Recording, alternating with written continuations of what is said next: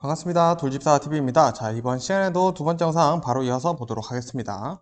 자, 먼저 유통의 효용에 대해서 나오는데 이 효용은 시험에 네 가지 나오고 있습니다. 자, 먼저 시간, 장소, 소유, 형태 이렇게 나오는데 자, 일단 시간이라고 하면 말 그대로 뭐 시간을 단축한다 약간 그런 느낌이 있겠죠.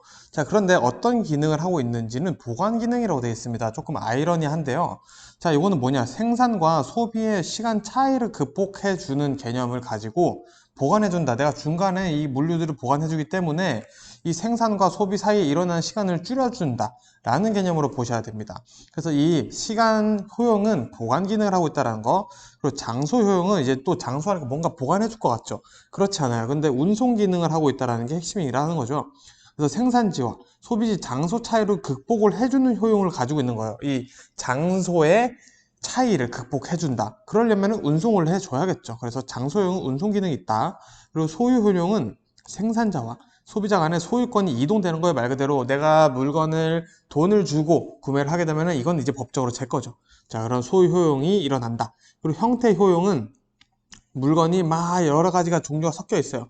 자, 그런 것들을 상품을 적절하게 수량으로 분할하고 분배해 주는 것을 형태, 알맞는 형태로 바꾸어 준다 라는 개념 이해해 보시면 되겠습니다. 자, 그리고 조직 구조 한번 알아볼 건데요. 조직 구조는 총 5가지가 시험 문제에 자주 나오고 있습니다. 자, 이거는 에머슨 직계 참모식 조직으로 표현되고도 하고 있어요. 자, 먼저 라인 스태프 조직 볼 건데요. 자, 그거를 알아보기 위해서 우리 라인 조직 먼저 보겠습니다.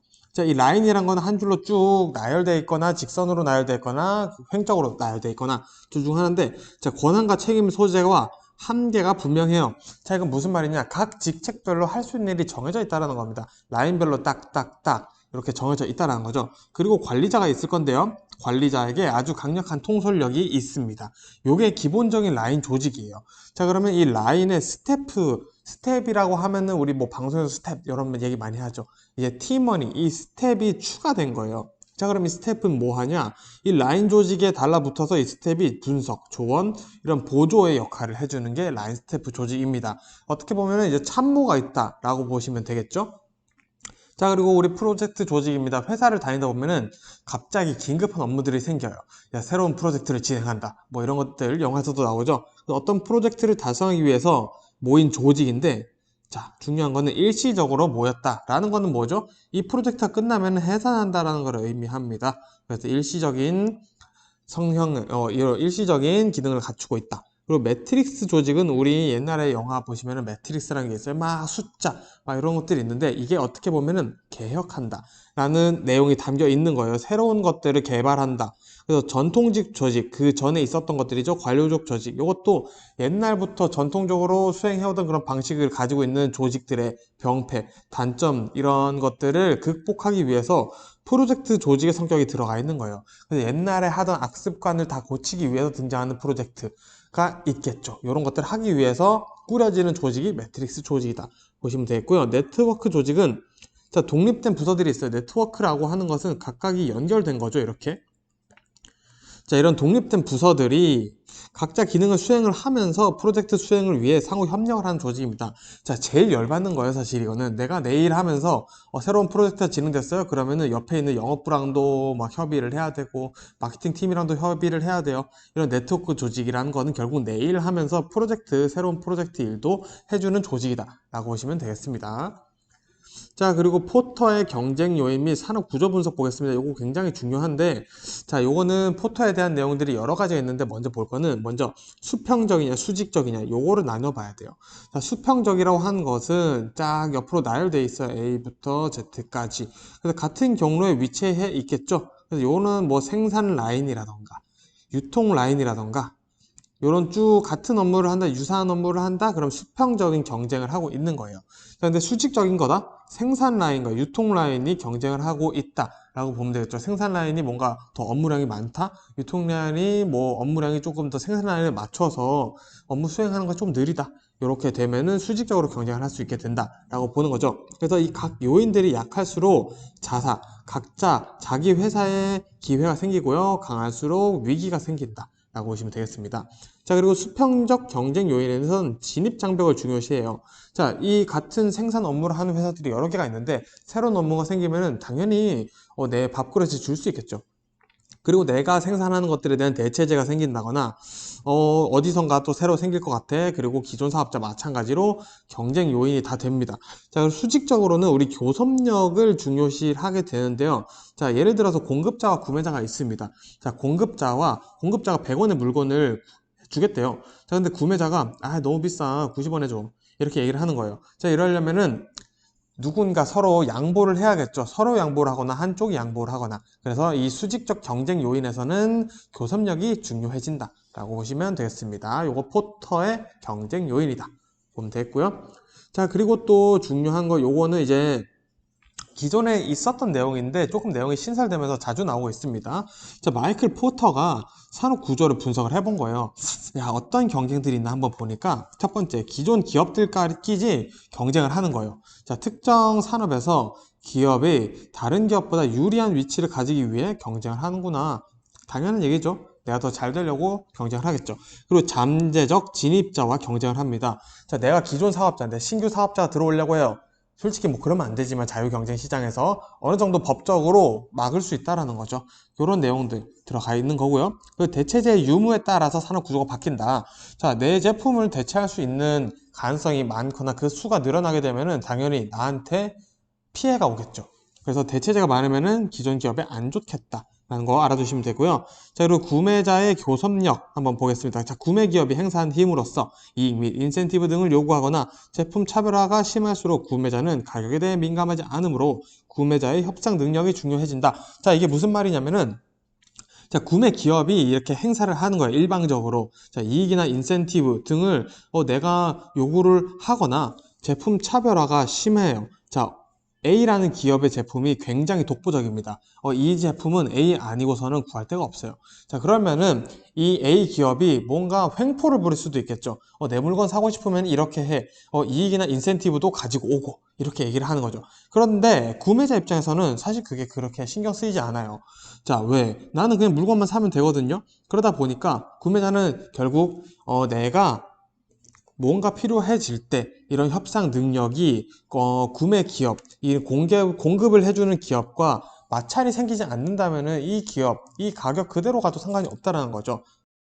자, 그래서 정리해서 말씀드리자면은 독보적인 물건을 가진 A가 있습니다. 이 A 기업이 물건을 자기만 가지고 있기 때문에 막 잘 팔았는데 인센티브, 이익 이런 것들이 이제 고객에게 더 요구를 하고 부담을 하고 이 제품 차별화가 더 심해질수록 고객들이 떠난다라는 거죠. 그래서 이 고객과도 같이 협상을 잘 하는 것이 중요하다 보시면 되겠고요. 자, 공급자의 교섭력입니다. 자, 구매자가 교섭을 통해서 가격을 낮추려고 하겠죠. 그리고 인센티브를 요구하는 경우에는 공급자가 이익을 빼앗기는 경우죠. 자, 그러니까 내가 구매자인데 이 물건을 사려고 하는데 가격을 좀 더 낮춰줘. 아니면 내가 10개 사면은 뭐 한 10%는 세일을 해주던가 하나를 덤핑으로 더 주세요. 뭐 이렇게 얘기를 하면은 이거는 공급자의 입장에서는 손해죠.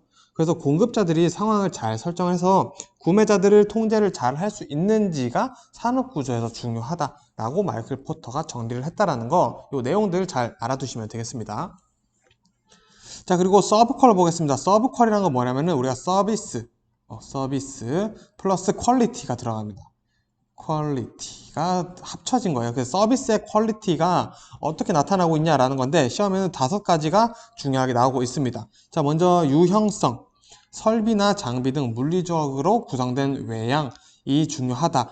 서비스가 우리가 뭐 사람끼리 받는 서비스도 중요하지만 이 제품이 가지고 있는 건 결국 이 제품이 나에게 주는 건 서비스라는 거죠. 그래서 요것도 이쁜지 솔직히 디자인상 외관이 괜찮은지 이런 것들이 다 포함되는 겁니다. 자, 그리고 신뢰성, 신뢰를 바탕으로 업무를 수행한다라는 겁니다. 이거는 뭐 브랜드의 가치나 이런 것들이 포함될 수 있겠고요. 자, 응답성, 고객의 물음에 준비된 서비스를 제공한다. 자, 우리 LG나 삼성 제품 서비스 한번 생각해 볼 거예요. 솔직히 이런 중소기업들 분들도 서비스가 너무 좋지만 대기업 서비스가 좋기 때문에 우리가 대기업 물품을 비싸더라도 사는 경우가 있죠. 이런 응답성, 신뢰성 같이 들어가 있는 거죠. 그리고 확신성, 고객에게 직원들의 능력이나 예절을 전달한다. 요거는 말 그대로 사람과 사람, 인적 차원에서 이루어지는 서비스들을 얘기를 하고 있습니다. 자, 그리고 공감성은 고객에게 보내는 직원들의 배려, 관심, 따뜻한 말 한마디 이런 것들이 포함된다라고 보시면 되겠습니다. 자, 그래서 이 서비스 이스케이프 기업이 직접 통제할 수 있는 모든 것들을 의미한다. 이 모든 것들을 총괄해서 서비스 케이프, 자, 서비스의 차별화를 만드는 데도 사용이 되고 있는 단어다라고 보시면 되겠습니다. 자, 그리고 해리슨의 조직 문화 유형 보겠습니다. 자, 요거는 일단은 큰 것들만 외워줄게요. 거친 남성 문화, 열심히 일하고 노는 문화, 사운을 거는 문화, 과정 문화. 자, 우리 이거 딱 들어봐도 뭔가 느낌이 있죠. 자, 거친 남성 문화. 우리 남자들은 조금 단순해. 그러다 보니까 못 먹어도 그냥 앞으로 쭉 직진을 해버리는 거야. 그래서 위험 요소가 많고 대신 피드백이 빨라요. 남자들끼리 야, 너 그거 왜 그렇게 했어? 이런 식으로 그냥 막 싸우다가도 술 한잔하고 푼다는 거죠. 그리고 성패의 차이가 커요. 대신 야, 일단 그거 모르겠고 고 하니까 잘 되면 대박인데 못 되면 쪽박인 거예요. 그러다 보니까 강력한 리더의 경험과 행동이 거의 많이 반영되는 것이 거친 남성 문화더라 라고 보는 거죠. 자, 그리고 두 번째, 열심히 일하고 노는 문화예요. 자, 열심히 일하고 놀아요. 할 땐 팍, 쉴 땐 푹이죠. 자, 위험 요소가 낮고 피드백이 빠릅니다. 왜? 일할 때는 열심히 일한다 이거죠. 그래서 근면보다는 대신 안정적인 일상적인 업무를 주로 하자라는 거죠. 자, 우리가 뭔가 위험한 걸 할 때는 뭔가 리스크가 크면은 당연히 보상도 크겠죠. 그런 일을 하는데 열심히 일하고 놀 땐 논다? 그러면 안 되죠. 사실 열심히 일만 해야 돼요. 그런 거는. 근데 우리가 놀 땐 놀자 하는 거는 일상적 업무에 조금 더 어울린다 보시면 되겠습니다. 그리고 사운을 건다. 자, 벌써 뭔가 내 모든 걸 걸고 하는 느낌이 들어요. 위험 요소가 가장 많습니다. 그리고 피드백도 느려요. 지금 막 우리가 뭘 보고 할 때가 아니라 일단은 우리가 모든 걸 걸었기 때문에 계속 맨 처음에 세웠던 계획 그대로 쭉 가야 된다는 거죠. 그래서 성패의 차이가 크고 모험 요소가 있지만 결과도 늦게 나와요. 자, 우리가 모든 걸 걸었어. 자, 어떻게 될지 이제 지인사 대천명이가 기다려보자. 이런 스타일이라는 거죠. 그래서 의사결정은 상급자 하기는 하지만 거기에 따른 세부 결정들은 하급자가 한다는 특징도 같이 가지고 있다 보시면 될 것 같습니다. 자, 그리고 과정 문화인데요. 위험 요소가 낮고 피드백이 느립니다. 둘 다 낮죠. 그리고 현실에 가장 충실하고 안정적이지만 성패, 여부 결과가 오래 걸립니다. 아, 오늘 좀 말이 꼬이네요. 죄송합니다. 요 네 가지 한번 내용 슥슥 읽으면서 들으면서 이해해 보시면 될 것 같습니다. 자, 이어서 나오는 내용들이 이제 리더십인데요. 리더십 종류가 조금 많습니다. 자, 먼저 우리 카리스마 있는 리더십. 자, 구성원에 대한 리더의 믿음과 흔들리지 않는 확고한 의지, 리더로서의 존재감이 있다. 요 키워드를 시험에 나오고 있고요. 변혁적이다. 리더에 대한 구성원의 신뢰를 갖게 하는 카리스마와 플러스 조직 변화에 필요시 변화를 이끌고 새로운 비전을 제시한다라는 거. 자, 카리스마 플러스 새로운 비전 제시 변혁적이다. 자, 참여적 카리스마와 구성원이 업무 관리 의사 결정에 참여시키는 거예요. 자, 이 카리스마는 있는데 리더가 업무 관리 의사 결정 이런 거 할 때 구성원들을 시키는 거죠. 자, 그리고 성취지향적, 성과를 강조하고 구성원에게 목표를 설정시켜 구성원들이 달성할 것이라는 믿음을 가진다. 어떻게 보면 조금 압박이 있을 수 있겠다라고 보시면 되겠고요. 자, 서번트, 먼저 경청하며 설득과 대화로 업무를 추진하고 사람은 중요한 자원이라 본다. 가장 이상적인 리더십이다. 라고 보시면 되겠습니다. 여기 나오는 키워드들만 안고 있으시면 충분히 풀 수 있습니다.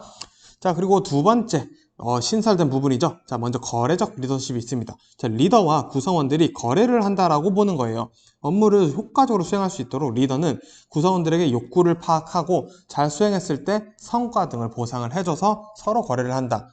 우리 팀이 필요한 건 이거야. 너희가 잘하면은 이런 성과들을 줄게. 너는 뭐가 하고 싶구나. 그럼 넌 이거를 하는 게 어떻겠니? 이런 식으로 거래를 할 수 있다라는 거죠. 자, 그리고 상황적 리더십입니다. 자, 구성원들이 성장한 만큼 리더도 당연히 성장해야겠죠.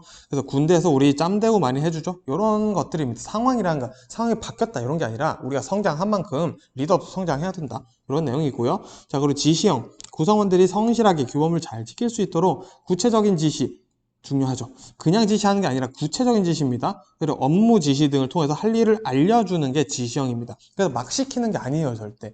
구체적인 지시. 너 오늘 이렇게 했으니까 이렇게 해봐. 이렇게 구체적인 피드백을 주는 게 지시형 리더십이다.